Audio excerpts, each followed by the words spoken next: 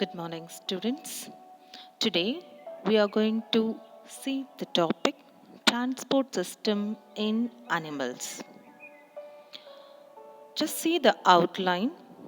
In today's class, we are going to see what is circulatory system and its type, that is open and closed system.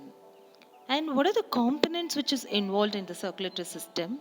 That is blood vessel and heart. These are all the three major components which involves in the circulatory system. Under that, we are going to see in today's class about blood and blood vessels. Transportation can be defined as the movement of any substances from one place to the another. As we all know that what is transportation? It can be defined as the movement of any substances, actually movement of a substance from one place to the another. And like that in animal, that is in human being also, there should be some transportation takes place like water and nutrients which is required for all the metabolic activities.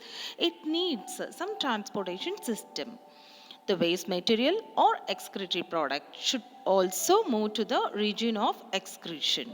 So, as a whole, either a nutrients or the waste material, it needs certain system to transport from one place to the another. Right. Now we are going to see under the transport system what are the two major types. It is number one open type, another one is a closed circulatory system. First, let we will see open circulatory system. Actually, it is primarily found in invertebrates. Actually, the blood flow freely through the cavities and there will not be any blood vessels to conduct the blood in case of open. And in the closed circulatory system, that is in vertebrates and also in some invertebrates like earthworm, it may undergo a closed circulatory system. And this system has the presence of vessels and that conducts the blood throughout the body. Now let us see the differences between the open and the closed. Right, the major difference here is the way of blood flows in an organism. The blood can flow through the vessels inside the body, such as arteries and veins. Actually, the blood which passes in the body with the help of the arteries and vein, that is blood vessel, then that is called as a closed circulatory system. And if it is circulate without any blood vessels and it flow is freely throughout the cavities of the body, then it is called as an open circulatory system. Now, the humans and the other vertebrates have also closed circulatory system, often called as cardiovascular system. Actually, as I already mentioned that it is of the circulatory system is of two types, that is open and closed. And for the vertebrates, it undergoes a closed circulatory system, and we can call that as a cardiovascular system. The transportation in animal takes place through the circulatory system, which includes what are the components which includes under is blood vessels and heart. Blood vessels and heart. And in today's class we are going to see about the blood and also about the blood vessels. Before moving to the topic, first we will see what is the function of the blood. Right. So here I have listed out some function. Into that, the major one is transportation of the essential substances. Either it may be oxygen and also the nutrients. Right. So the transportation of the essential components. Number one. And number two, blood carries the oxygen. See, in case if it carries the oxygen from the lungs and transport to the different cells of the body. So blood is used to transport the oxygen.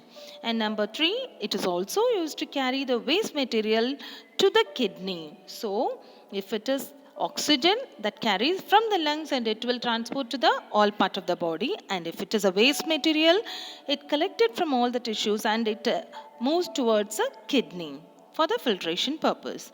And if it is a nutrient, that is the small intestine, after the digestion, yeah, from the small intestine, it absorbs the nutrients and it will transport to all parts of the body. Can you understand?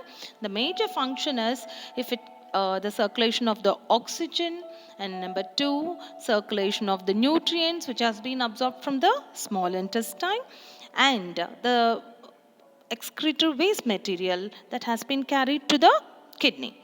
And also, it will protect the body from losing the blood by forming a blood clot, the component which is present in the blood, which is used to blood clot, which is used for the purpose of blood clot. So it will reduces the blood loss. The blood contains a special substance that also helps in regulating the temperature of the body. Now, let we will see about the blood. Actually, under the circulatory system, what are the three major things? Number one, blood. Number two, blood vessels. And number three is the heart. So under that, we are saying about the first one, about the blood. Under the blood, if you see, there are two major things. That is a liquid part and also a solid part. Right? The liquid part, which we can call that as a plasma. Right? So the liquid part is the plasma, and that plasma, it contains 55 percentage in the blood. Okay, and the solid part is the blood cells. What are the blood cells which contains in the blood? They are RBC, that is red blood cell, WBC, white blood cells, and platelets. So these are all the three major blood cells, that is solid particles, RBC, WBC, and platelets. So, under the blood components, the fluid, liquid part, what we are going to see is plasma, right? It is a water, straw color liquid which contains, what are the components it contains? Let we will see now. The substances like nutrients, waste materials, ions, hormones, and also the gases. So, all these things which is present in the plasma. And this plasma protein includes, see, it is very important, it contains fibrinogen, that is used for blood clotting, albumin, it creates a blood osmotic pressure, and also the antibodies that will destroy the germs. So these are all the three major substances which comes under the plasma protein: fibrinogen, albumin, and antibodies. And plasma transport, that is the blood cells, nutrients, antibodies, carbon dioxide, urea, hormones, heat, and also the blood clotting factor that has been circulated through the plasma. Is it clear? So what is plasma? It is the liquid part of the blood. And what are the proteins which contains? Fibrinogen, albumin, and also the antibodies. Next, we are going to see about the solid component present in the blood. So as I already said, the solid component in the blood are RBC, WBC, and platelets. And that the number one is RBC. That is also called as erythrocyte. RBC, we can call that as a erythrocyte, and it is present in ample amount, most of the part which has been covered by the RBC. So 40 to 45 percentage. And very important point here is the RBC, it is in red in color, which is because of the pigment called as hemoglobin. What is the pigment which possesses? Hemoglobin. Here, with the help of the hemoglobin, that pigment only have the capacity to bind the oxygen. So the oxygen we take inside our body, which will bind to the hemoglobin, and it will circulate throughout the body to each and every cell. Right, so about erythrocyte, that is RBC. Number one, 40 to 45 percentage it possesses in the blood. And number two, it contains a pigment called as hemoglobin. And with the hemoglobin only the oxygen binds and it will reaches each and every cells of the body. The second one is the blood platelets. As I already said, this helps in the formation of the blood clot. Actually, if a person get injured and immediately the blood loss may takes place, but after a few minutes or few seconds or few minutes, the blood get clot. This is because of the component called as blood platelet. And the next, what we are going to see is about the WBC. The WBC, as you know that it is the defense cell, right?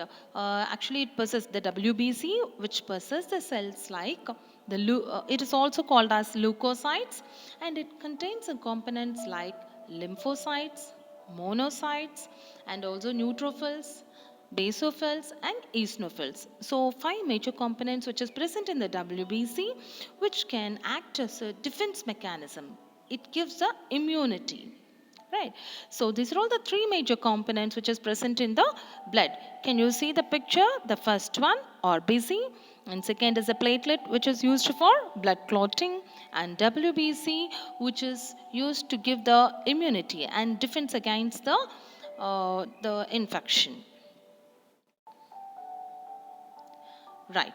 So the circulatory system which contains the circulatory fluid, the major circulatory fluid is blood. In our body, like blood, the secondary fluid also present, which is called as lymph. Right? So the major circulatory fluid in our human is blood. Like that, the secondary circulatory fluid, which is called as a lymph. So, like a circulatory system, the lymphatic system also possesses the list of organs. They are like blood vessels, it contains the lymphatic vessels, and also it possesses the lymphatic organs. Lymphatic organs like tonsils, thymus, spleen. So these all comes under the example of lymphatic organs where the lymph get produced and matured. Okay, and the third is lymph nodes where it gets filtered. So these are all the three major substances which is present in the lymphatic system. Again, I'll repeat. Number one is the lymphoid organ. Number two, lymphatic vessel. So like how in our blood vessels carry the blood, like that in our body, the lymphatic vessel which carries the lymph throughout the body. And number three is lymph node. So these are all the three major organs which comes under the lymphatic system. And what is the name of the fluid is called as lymph. Okay, so secondary circulatory fluid which is called as lymph, and it consists of what are the components which is present in it. What is the composition of lymph? It comprises of water, solutes, and also WBC. Okay, so the solute, either it may be a protein, salt, glucose, urea, all these things contained it possess, right? The fluid lymph consists of water, number two solute, and number three is white blood cells. The white blood cells, in case of the lymphatic system, it possesses two major things. They are lymphocytes and macrophages. Okay, the lymphocytes, which may include T cells and also the B cells, which we can also found in the blood, and it acts as a major thing for the production of the antibodies and for fight against the infection. And number two is the macrophages, which is used to trap and digest the pathogen by the phagocytosis. What is pathogen? Yeah, the infection which has been caused by the organism is called as pathogen, and that can be trapped and digested, killed with the help of the macrophages. So this is why the lymph gland swells once if the person get the infection. Okay, children. So like the circulatory system, what we could call that as a blood, like that the secondary fluid, circulatory fluid is called as a lymph. So under the lymphatic system, what are the three major components present? Yes, lymphoid organs, number two lymphatic vessels, and number three is lymph nodes. What are the functions of the lymphatic system? So number one, it is used to collect the excess tissue fluids in the body, so that the fluid balance, it gets balanced, right? And number two is defends the body. As I already said, it contains the T cells and the B cells, so it is used to defend the body against the infection. And number three, it is used to transport the fat, absorb fat to the bloodstream. Actually, whether can you recall that once if you while discussing about the digestion, as I already said, in the small intestine, how the protein get absorbed, how the carbohydrates get absorbed, and also the fat. So here the transport of the absorbed fat to the bloodstream with the help of the lymphatic system. So these are all the three major functions of lymphatic system. Now let we will see what is the relation between the blood and the lymph system. It is nothing. It is a subsystem of the circulatory system. So, like from the circulatory system, from the blood only the lymph get produced. So that is what the connection here. So the lymph is formed when the blood plasma seeps out of the blood capillaries. Okay, so from the blood capillaries, once from the capillaries, it gets seeps out during the process, right? So that is called as a lymph. Now we are going to enter into the second major topic. What is blood vessels? Actually, as I want to say again, right, under the circulatory system, what are the components involved in it? Number one is the, yeah, about blood. And number two is blood vessel. Number three is heart. So under that, already we discussed about the blood. And now we are going to see about the second component, what is blood vessel. So the blood, the fluid, how it gets circulated into the body is through the blood vessels. They are arteries, veins and capillaries. If you see about the arteries, it takes the blood away from the heart, and veins which carry the blood towards the heart, and capillaries which connect the arteries and veins. Now we are going to see about the general characteristics of the blood vessels. Actually, the blood vessels, it is made up of three major distinct layers. Let we will see what are they. Number one, which is the innermost region. It is made up of squamous endothelial cells. Because of that only, it forms a very smooth surface. So it reduces the friction. So the blood moves very without any obstacle, it may flow. So the innermost region is made up of squamous endothelial cells. And the second middle layer, which is arranged with the smooth muscle cells and also elastic fiber. Because of the elastic fiber only, the blood flow can be managed. The lumen can, as per the blood flow, it may move. So it possesses the smooth muscle cells and elastic fiber. And the last, the outermost layer is made up of inelastic, very strong collagen fiber. So it will strengthen the blood vessel. So these are all the three major distinct layers. The innermost is made up of squamous endothelium cell. Middle layer is smooth muscles and elastic fiber. And the outermost layer is collagen fiber. Now, in this picture, you can see how the arteries, how the vein and the capillaries which is get connected with the heart. Now we are going to see about the arteries. Arteries which is used to carry the oxygenated blood away from the heart to tissues. Actually, oxygenated blood in the sense it is rich with the oxygen. The blood contains purified blood. We can call that as also purified blood. It contains rich in oxygen. So from the heart, it will enters into the all part of the tissues. So that is a major role played by the arteries, and this is the image of the artery. The next is a vein. It carries a deoxygenated blood. Deoxygenated blood in the sense it is rich in carbon dioxide. The blood possesses more amount of carbon dioxide. We can call that as a deoxygenated blood. And this is the image of the vein.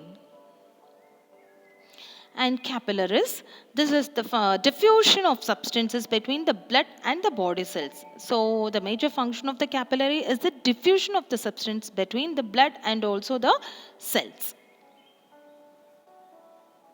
Now let we will see the differences, very major difference between the arteries and veins.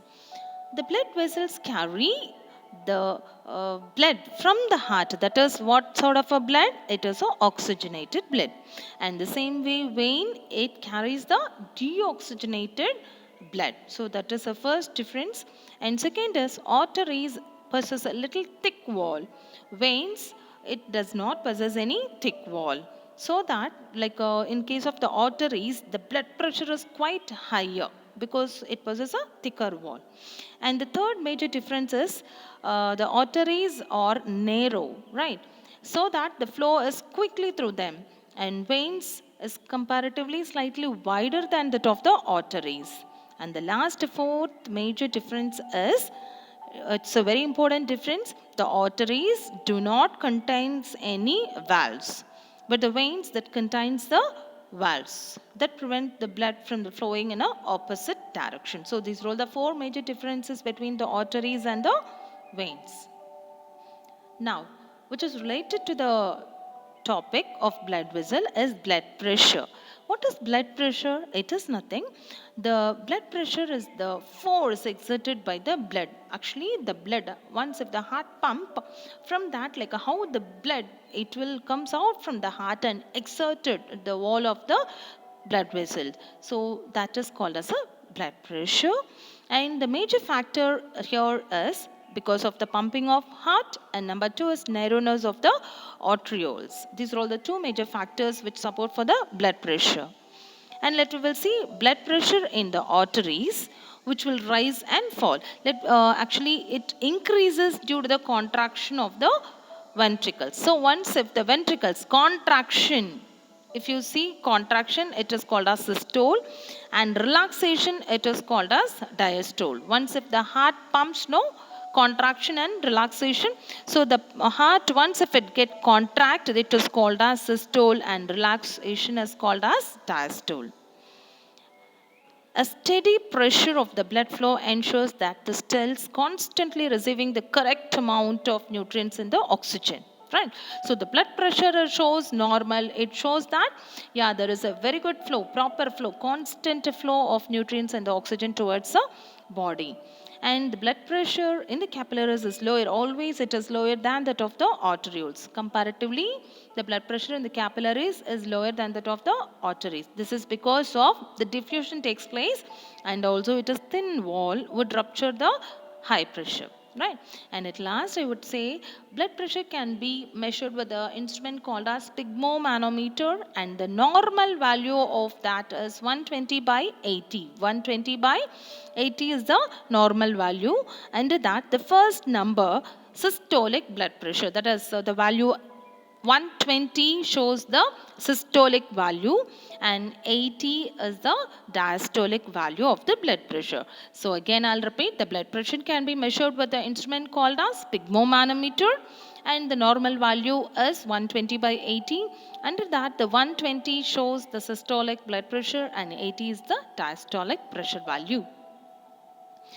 And again I would like to say the summary. Today in today's class, we discussed about what is circulatory system, and that what is the difference between open and closed circulatory system. And the next is the components which is involved in the circulatory system is number one, blood. Under the blood, the flow chart which shows that the solid and the liquid part. The liquid part is called as a plasma, and the solid part is the blood cells. Under that, WBC, RBC and platelets we have come across. And beyond this, one more is secondary fluid in our body is called as lymphatic system. Under that lymphatic system, what are the three major things which is involved? Lymphatic organ, lymph nodes, and also the lymph. And the blood vessel. The second one is the blood vessel. Under that, we discussed about arteries, vein, capillaries, right? So beyond that, we discussed about what is about the blood pressure and how it can be measured. So thank you, children. In the next class, again, we will see about the heart in little detail. Until that, thank you, children.